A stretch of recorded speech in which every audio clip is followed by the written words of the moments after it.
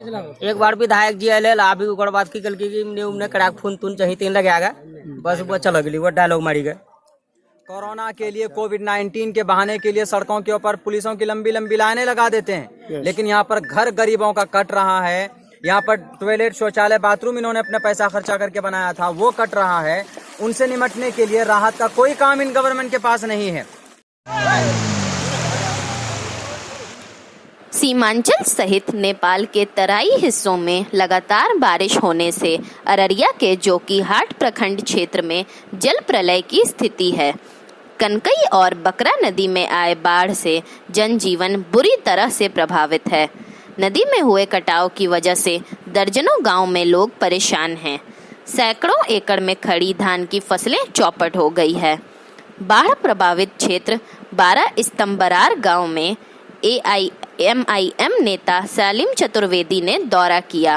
प्रशासन के द्वारा बाढ़ पीड़ितों को कोई मदद नहीं मिलने पर AIMIM नेता ने प्रशासन और सरकार पर जमकर हमला बोला है। क्षेत्र के दौरे के दौरान AIMIM नेता सालिम चतुर्वेदी ने क्या कुछ कहा, देखिए ये रिपोर्ट। नदी की जो कटाव है ये आज पहली बार नहीं हो रहा है। अब से पहले भी यहाँ पर कई सालों से ये नदी कटते कटते यहाँ तक पहुँच गई है।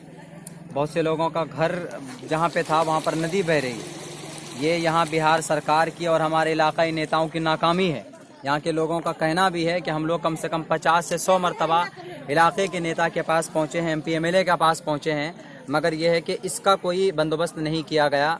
अगर शुरू के अंदर कुछ न कुछ सरकार के पास नीति होती है इस तरह के बाढ़ से जो प्रभावित इलाका होता है, नदी कटाव से बचने के लिए गांव समाज के लोगों को, घर को,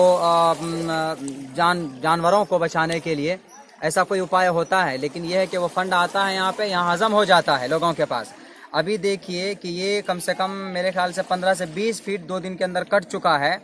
ना तो NDRF की कोई टीम है। 50 फीट अभी ये 2 दिन के अंदर कट चुका है। ये गांव 12 गांव है जो कि हाट विधानसभा जिला अररिया के अंदर पड़ता है, वार्ड नंबर 2 के अंदर। मुस्तकिल ये कटाव अब भी जारी है, पानी पूरी रफ्तार में है, मगर यह है कि अभी तक NDRF की टीम की तरफ से, प्रशासन की तरफ से कोई भी इनके बचाव के लिए कोई राहत का काम नहीं किया गया है।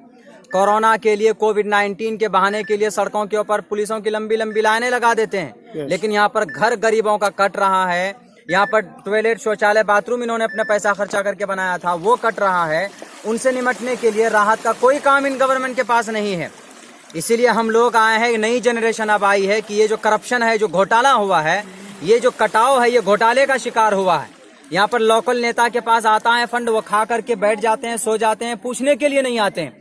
बताइए, घर ये लोग जो जिनका घर कटा है वो लोग सड़कों के ऊपर जिंदगी गुजार रहे हैं। खाने के लिए तरस रहे हैं सब।